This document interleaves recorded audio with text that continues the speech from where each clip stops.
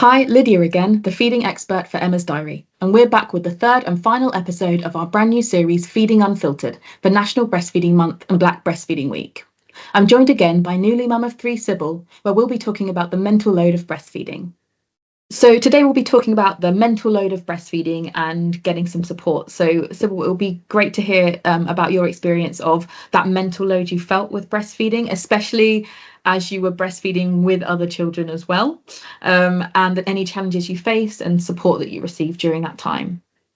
Yeah, so with my first child, breastfeeding was a big struggle for us, getting started, everything like that.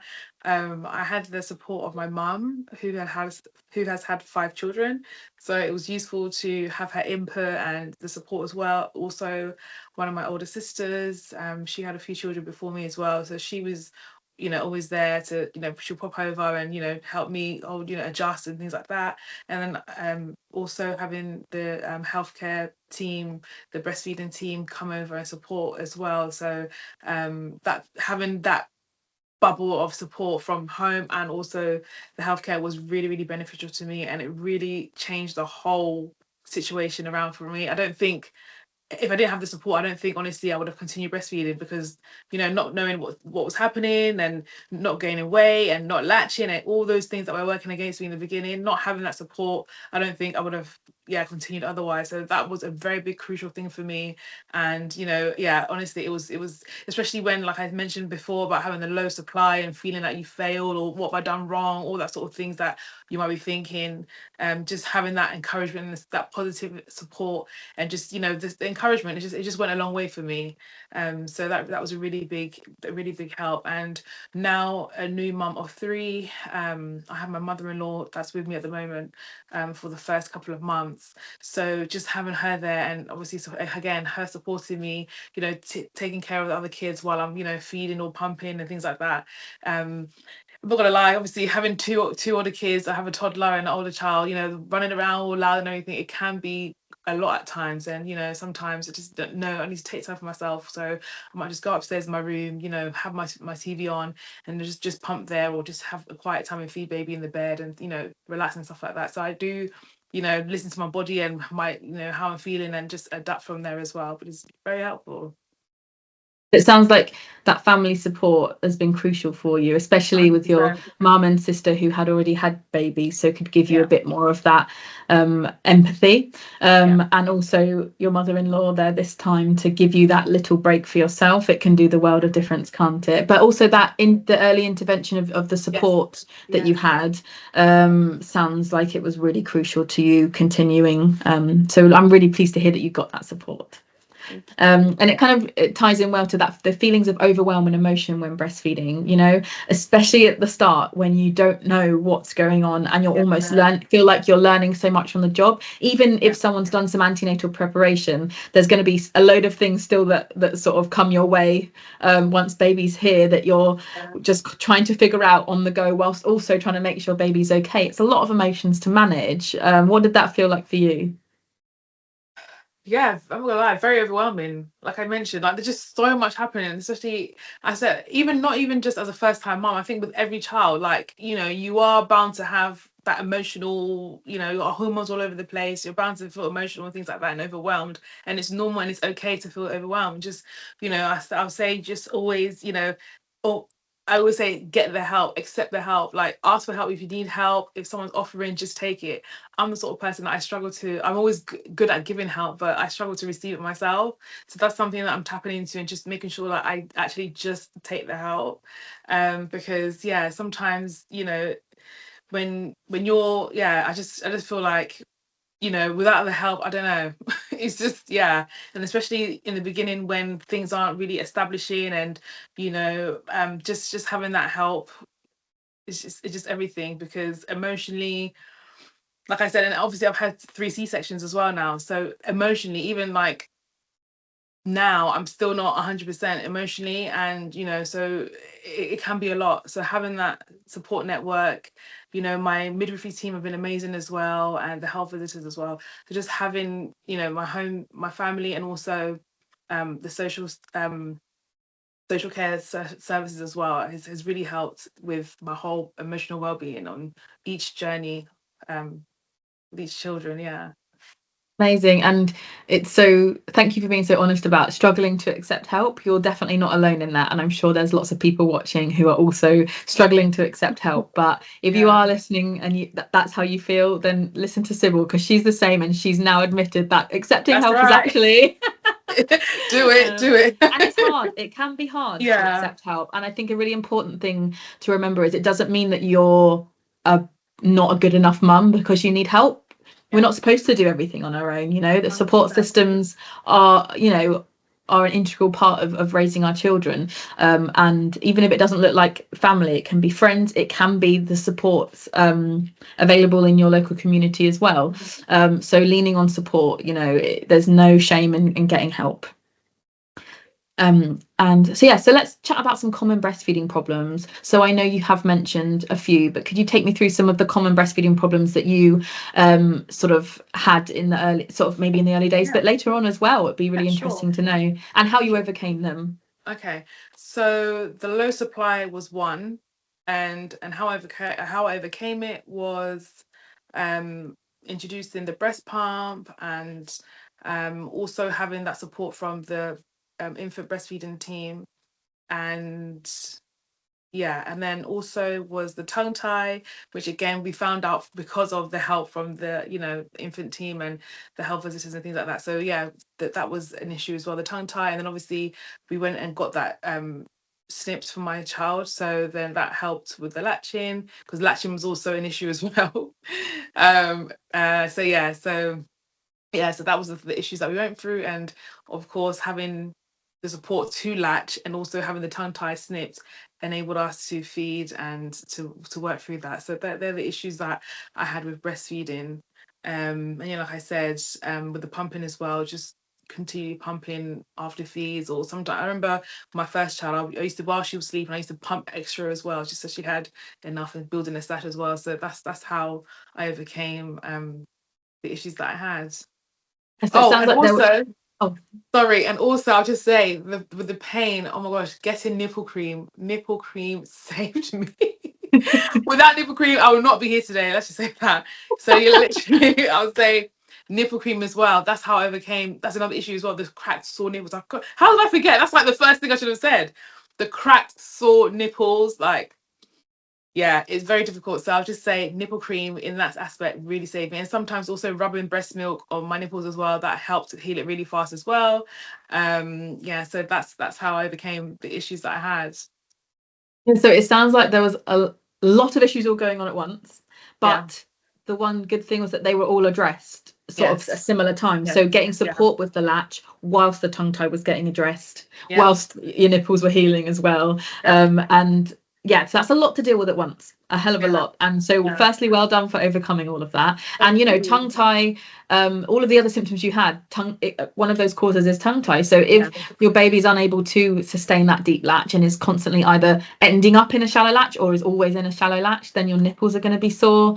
They're not going to be able to transfer milk as well. So low weight gain, low supply. So all of these things, were addressed at once, which is wonderful. But that can be, if you don't have that right support in place, or maybe you haven't, someone haven't reached out, or we've not realized what's gone on yet. It's so difficult and overwhelming when everything's happening at once, and mostly when you're in pain, when you're feeding.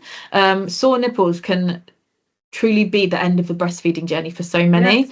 And so like you did, Sybil, pumping to protect your supply during that time was amazing, because it meant that once these things were addressed, you still had enough of a supply to feed your baby, and also getting that tongue tie addressed. So well done because it's difficult, and it's such a shame when things that can be fixed cause the end of a mum's breastfeeding journey, when that's not what she would have liked to happen. So you're a great example of getting that support quickly, ongoing support, and making sure these problems are addressed. So let's talk about partners and close people, around you, your support system. How can they actually support with breastfeeding? So I know you've mentioned a little bit, Sybil, about being able to take a little bit of time for yourself. So pumping in a quiet time, watching a program you like instead of in the chaos of downstairs. So what other ways have your sort of close members in your circle helped you with breastfeeding? Okay, so through all my, early days, my family have always helped, especially my mum has always helped with food. So my mum, bless her, she's so amazing. She always batch cooks loads of food. My mother-in-law as well has been cooking as well. So yeah, one thing they take off is food. So that's one thing I don't have to worry about. Obviously, when you're breastfeeding, you need to make sure they're eating good, balanced diet and things like that. And to keep your milk supply, you need to be eating good. So they take care of my nutrition. And also, like I mentioned, having the fact that I do express means that I can get a break, I can rest, sometimes sleep while, a member of the family or my husband is feeding the baby. And also, um, my friend as well, one of my friends has been taking my children out as well, so that helps. And what else? Hmm. Yeah, I think sometimes just someone asking, "Are you okay?" Like just a chat, like anyone, whether it's a family member or a friend. Like I have so many friends. I've got a lovely circle of people around me, and sometimes because I think when you have a newborn, everyone's always talking about the child, the child, the child. Actually, what about me, the mom? Like I'm going through it as well. So I think it's very lovely, having your friends, text or call. How are you? How are you doing? Like no, how are you? Like really, how are you? And just running, having open, honest conversations, letting out however I'm feeling, expressing myself. Sometimes, being honest with you guys, if I need to cry, I do cry. Like I'm not someone that will hold it in. I'm a big believer of just let it out. And yeah, so I do have my moments and stuff like that, and having my friends, my partner, my family members, my mum to lean into, and to be there and hold me up when it feels a lot. So yeah, that's how it's been for me. Sounds like you have an amazing support system in I place. do. That's so lovely to hear. And I really echo what you've said about just asking about how is mum, because Yeah. it is lots about the baby, and in your mind as a new mum it's only about the baby. We put Yes, ourselves at the bottom of the priority that's it. list. Yeah. So for someone to show an interest in just you, Yeah. and talk to you, not just talk to you about your baby, because of Yeah. course you want to talk about your baby, you're very proud of Yeah. this lovely baby, Yeah. but to talk about yourself. And I always say as well, if you need to have a cry, have the cry, have That's the it. cry, let That's it out. it. You don't need to hold the cry in. Exactly. Especially in the fourth trimester, there's a lot of hormonal changes. Have the Oh yeah. cry. Yes. um 100%.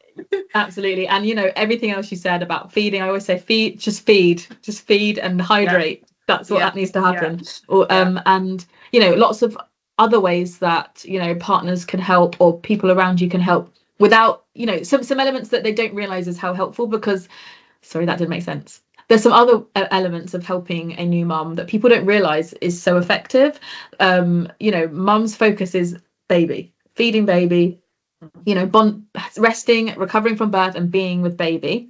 So things like chores, helping out around the house, Yes. all these Yes. little things means it's just one less thing for the mum Yes. to think about, Yes. so she can relax and rest during this time. And yeah, really encourage the feeding and hydrating, and yeah, just checking in with mum. I think it's really important. So thank you, Sybil. No problem. So we have a few questions from some of our mums, so I thought it'd be great for us to go through them and answer them, if that's okay. So Lucy has asked, what support is available for mums when breastfeeding doesn't happen naturally for them? So firstly, especially if you've had a hospital birth, I would ask what are the infant feeding services available within the hospital. There could be someone who can come and sit with you, give you a bit of time. Of course, midwives are available too, but there can sometimes be infant feeding specialist teams, or maybe a breastfeeding specialist midwife who is available to give you that one-to-one support to help get things started. If you find you're struggling down the line, once you're discharged, once you're home, I would reach out to your community midwife who's maybe coming doing home visits to weigh baby, but also to your health visitor. Ask what is available, what support is available in the area, because it could either be NHS run, maybe some charities available, or local authority run, but there is often something available in the area. Sometimes there's drop-in clinics, sometimes there's breastfeeding cafes. See what's available. And if you're pregnant watching this, find it out in pregnancy. One less admin job to do, but utilize the health visitor, utilize the midwives, ask them what's available, as this can really help, because it's just, like I say, it's just another thing to do sometimes. There are also private practices like myself, so specialists who will do home visits, visit you in your home, give you that dedicated time, observe a feed, figure out what's going on, answer all of your questions, and get a plan in place that works for you and everything going on for you. So that's what I would highly recommend. There is always support out there. There are tongue tie practitioners that can support if there's tongue tie challenges. There is always an avenue to go down. It's just, it's really hard when things are going wrong to have to do all of this researching and everything. So, and echoing what we were talking about with people close around you, ask them to do some admin. What's available? Here's the health visitor's number. Let's figure it out. Help to get the information so you can make a decision on which avenue works best for you. Thank you. And so Lindsay has asked, how do you manage tongue tie when breastfeeding? It left me with a loss in supply and I wanted to give up. So navigating tongue tie with breastfeeding, Sybil, I know you have first-hand experience. It's really challenging. So for those who don't know, tongue tie is when the frenulum under your tongue, so we all have a frenulum, is when it is restricting oral function, optimal oral function and the tongue's movements. The tongue is a really important part of breastfeeding and a baby able to sustain a nice deep latch. So it can cause lots of the problems that you yourself experience, Sybil. So it can cause at shallow latch, so painful nipples, nipple trauma, reduced supply and low weight gain in babies. So amongst a host of other symptoms as well. So managing tongue tie, the first thing I would say is to get a tongue tie assessment. Make sure it's from someone qualified to do so. Make sure that it's a full oral assessment with gloved fingers in the mouth assessing oral function, not somebody just going like this, looking in the mouth and saying, oh, they're a bit tongue tied, or they might be tongue tied, or I don't think they're tongue tied, because sometimes that's not a full tongue tie assessment. So we need to make sure it's done properly. So always get these things going in the meantime. But additionally, right now, you're left with a baby who potentially has a tongue tie and struggling to feed.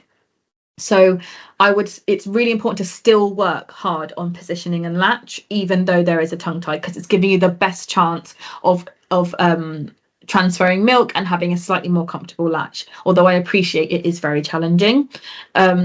Pump if you need sometimes a break with nipple trauma and things like that.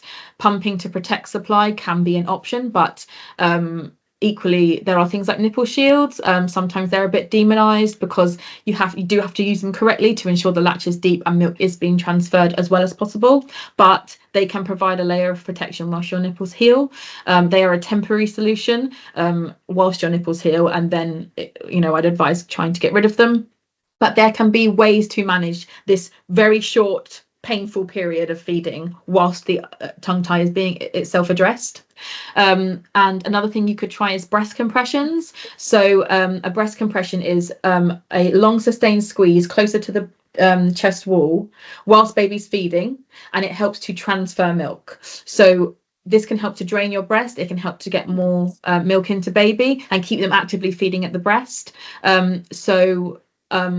That's what I would suggest, just in that short period of time, but alongside getting the tongue tie assessment, seeing if you need to have what the treatment will be after that, getting that all sort of addressed alongside doing everything you can to sort of look after your breasts. And if it's really getting so painful to the point you have to pause for a bit, then you can pump, because you're protecting your supply still. Baby's still going to be getting your milk, and then of course you can go back to breastfeeding. But it's a really tricky time, and simply just breastfeeding through the pain doesn't have to be the only option, but really trying to work on and improve positioning and latch during this time can make a lot of difference for you. Thank you. And the final question is from Tara, and she asked, how should I respond to pressure from others about breastfeeding? So I feel like pressure starts from the moment you're pregnant. What are you going to do? Where are you going to? Everyone sort of sometimes has an opinion that they feel they are welcome to give. It's very odd. I don't know why it happens. From how your bump looks, is it very big? Is it very small? Are you sure you're not having twins? Like, it's very bizarre. I can't fathom why. But commenting on women's bodies and choices doesn't seem to be a problem for many people. So there's pressures to breastfeed, there's pressures not to breastfeed, there's pressure to breastfeed and then immediately stop at 6 months because they're starting solids, at 1 year because they're a year, at once they start walking, once they start nursery. The world is obsessed with putting a time limit on breastfeeding. It's another thing I find very bizarre. But it's not helpful, is it? Whatever people's opinions are, however silly they are, once we break them down, it can really, really affect you. So whether you've chosen not to breastfeed, and someone's saying, well, you're not going to breastfeed then, you know, talking about the benefits of breastfeeding. Ultimately, a woman's choice about her body and what she does with it is what we should be listening to, right? But that doesn't change how it makes you feel sometimes. So pressure about breastfeeding, you know, the most common one is, are you still breastfeeding? Or, oh, they still look a bit hungry, maybe you should give a bottle. All these different things, sometimes well-meaning, thinking that they're helping, but it adds a lot of pressure of how to do things. Now, advice on breastfeeding, I would listen to it from a qualified professional. And if they're not, and they're just a well-meaning person in your life, sometimes it's okay to let it pass in one ear and out the other. It's okay. Not whatever someone says doesn't mean you have to change anything. It doesn't mean it doesn't actually mean you have to change what you're doing and listen to it. And you also unfortunately can't control what people say. You know, something that I found helps, and I've had good feedback that is something that's helpful, is to think about some responses before they happen, kind of thing. So maybe someone's mentioned something before and you kind of know when you visit again it might come up again. Think of something that's a firm but polite way of shutting it down, you know, because when someone says something, I can speak for myself, you can have a very emotional reaction, especially if you've overcome all these challenges to get to a good place, and then a comment's made and you're like it's very, very emotional, right? But you know, something like, well, this way works for us, you know, it's going well for us as a family, so I think we're just going to keep doing this, you know, something like that. Preparing it in advance when you don't feel that emotional reaction can really help to set boundaries and maybe, you know, help people to see. But also your partner or someone close to you could help you to gatekeep that, could help to communicate that, because it can be really tough, what with all the other things you're managing, plus you're not sleeping, to try and think about all of these things as well. So responding to pressure about breastfeeding, you know, preparing an answer that sort of shuts it down, shows that you're maybe not open to discussing that further, but it still can remain a civil, you know, way of doing it. It's just making sure your views are known too, because you deserve to breastfeed in peace. We do. Thank you. Thank you so much for joining us for Feeding Unfiltered. We hope you enjoyed this series, and please do share with another mum that you think might find this helpful. You can find me on Instagram at Nurture with Lydia, or you can get in touch via nurturewithlydia.com. You can find me on Instagram at Nylah18. That's NYLAH18. Bye. Bye.